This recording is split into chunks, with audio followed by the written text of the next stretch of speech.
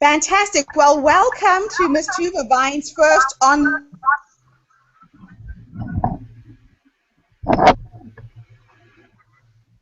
Her first book is called Tick, This is China. Her second book is called Mad, Making a Difference in China. And the third book is called Gap, which is Get a Purpose. And Tove is going to share a little bit about her story, how she ended up living and working in China, and discuss how people can actually find work to teach English as a foreign language and what facilities she's going to be providing to support people who are interested. So, Tove, I will first of all introduce everybody who's come on to the seminar. We have Lorraine Spencer, and based in California, in Los Angeles. And she's also one of our authors. She was one of the very first people who joined the madness. And Sarah is based in Uganda, but Sarah doesn't have much light. We can hardly see her. I'm sorry. It's okay, Sarah. And Sarah is just starting putting her book together. She's been writing for a number of years, but she's also come on board as one of the authors. So I'll leave it up to you to spin your magic. And while you are introducing yourself, I will email the book to everybody. So Sarah and Lorraine, I'll email you the book that we'll be using for this workshop. Okay. Yes. Okay, take it away, Tove. Okay, fantastic. Good morning, Lorraine. Is it morning in California? No, it's 1 in the afternoon. What time? Also, good afternoon, Lorraine. It's so nice to meet you. Nice to meet you too. Hello, Sarah. What time is it where you are? Hello, it's midnight. It's midnight. Oh, good evening. Good evening. Good evening. I am so happy to meet you online. It's really fantastic. I will just very quickly tell you my story. And I was in Denmark and into a very poor family. I'm number 11 in the family of 13. So a lot of poverty in my family, so I didn't have any formal education. Just 1 minute. Do you guys mind if I switch off my camera, because I can't hear very well? The network is very poor. It's better without camera. And if it's not clear, then we might switch off all of our cameras. So let's try that. All right, I'll do that. There is a bit of an echo as well. Okay, yes. It's now off. I can hear you very clearly. Okay, good. All right, so maybe start again. Okay. So I met an Australian man in England, and I came to Australia. I got married and divorced 20 years later. But at age 57, I decided I wanted to change my life. So I sold everything I owned and put on a backpack and went to China to teach English. So it was a very brave decision to make at my age. But in the last 10 years, I've had a wonderful life in China. I have established 9 English schools in the city where I live. And I have made 100 trips around the world in the last 10 years. So I've had a really, really fantastic life. And I've written the 2 books, or the books that Gertrude mentioned. Can you see the picture? No? Yes, we can. Yes. Okay. The first book. This is my first book. And this one is my second book. Okay. Oh. Okay, you can see it. Okay, and this one is my third book, which is Gap, we're just working with. Oh, to get it right.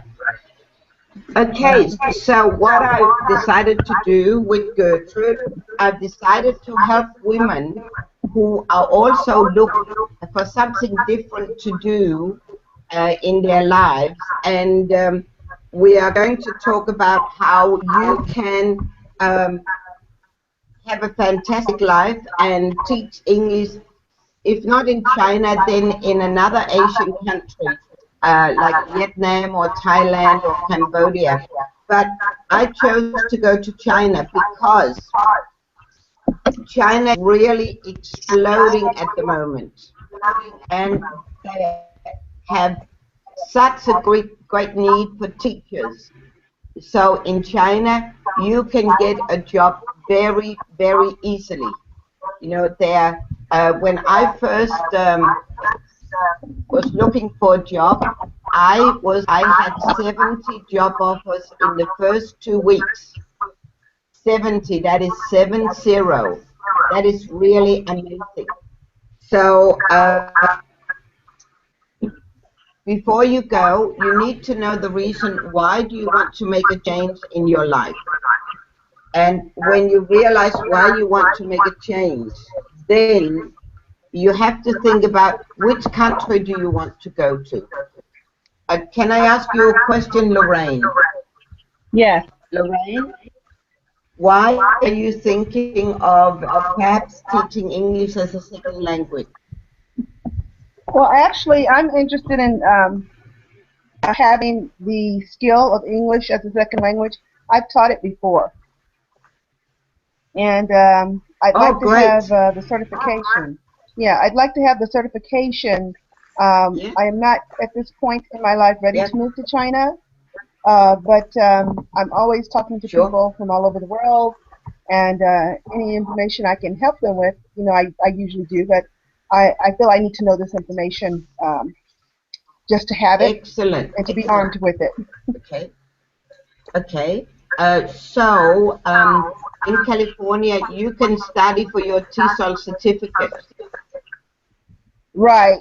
I've seen some of the universities offer it, but I've seen a lot of online places that offer it as well. Yep. So that would be a very good qualification to have. Great. Thank you, Lorraine.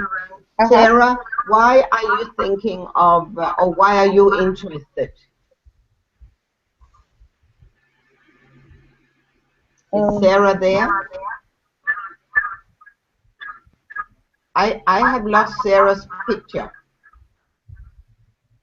Yeah, it looks like Sarah had to switch off her video. Oh no, she's dropped off the call. Okay, no problem. We will continue. So, yes, you can study at a university or a college for your TESOL certificate, or you can study online, and that is a really good idea. Considering which country to go to, people, you know, like to go to countries like Japan, Korea, or China. They seem to be the most popular countries. Because they are in great need of English teachers in those countries. English is a very important second language in those countries. You could research on the internet how to get a job. Website www.eslcafe.com. That is actually in the book as well. That website is in the book, and that is the website where all the schools from around the world go to find English teachers.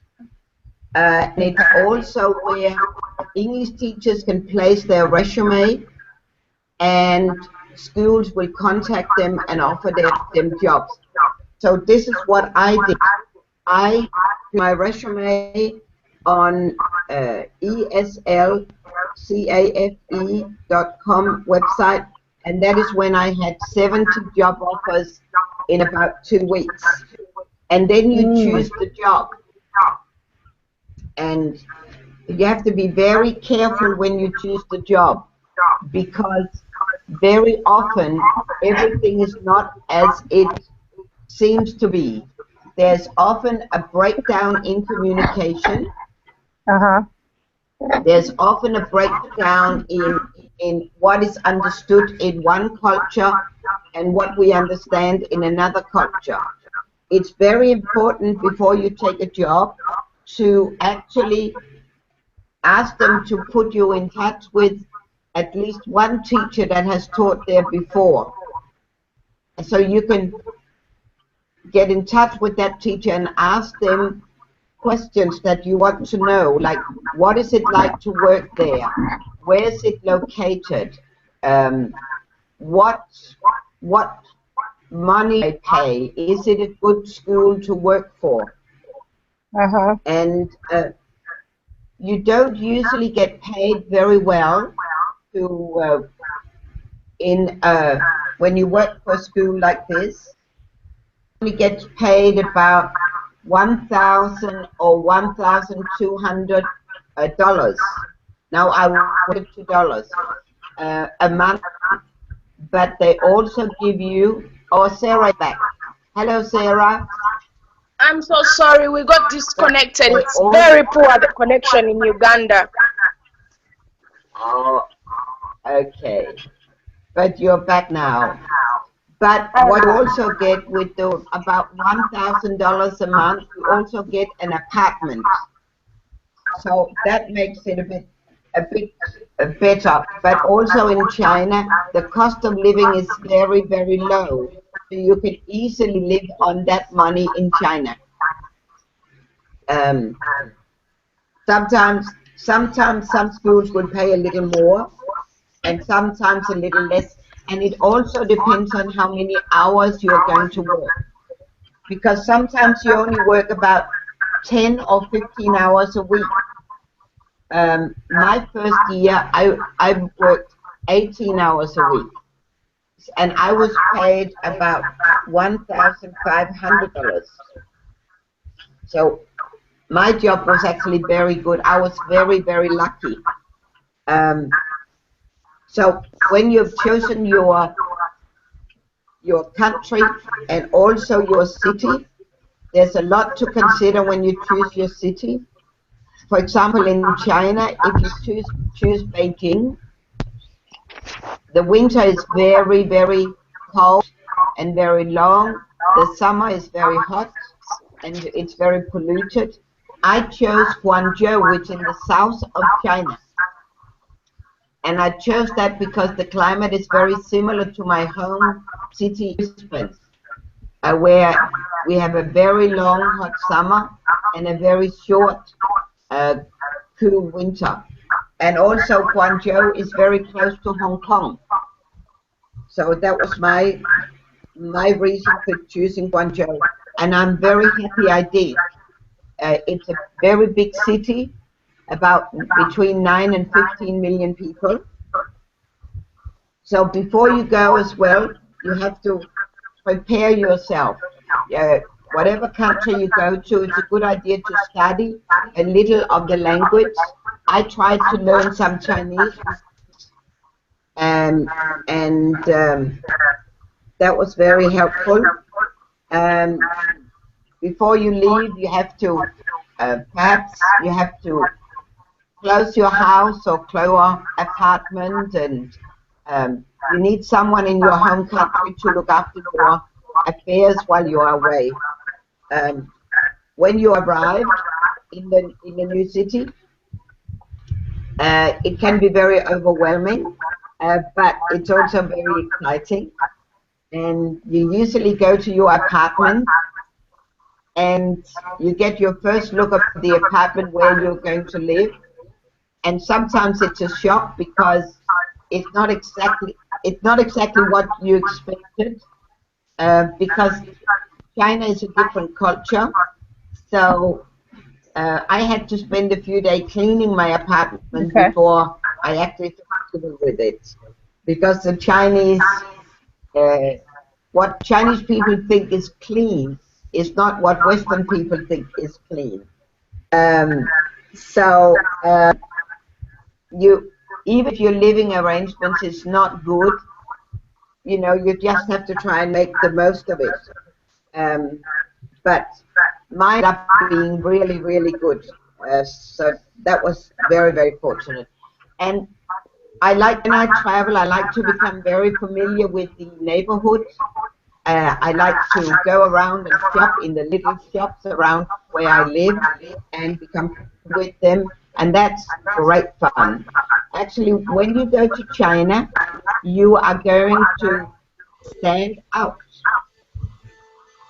When you walk down the street, people are going Tuva, to look at you and point and say, Tuva, "Oh, there's a foreigner, there's a foreigner."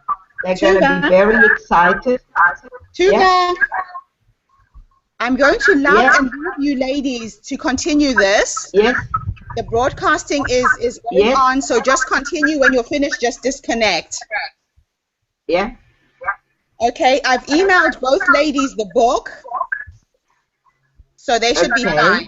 Okay, and I'll catch up with you maybe in the afternoon. Yeah. All right, thank you. Okay. Thank you, Gertrude. Bye. Bye. Okay. Bye-bye.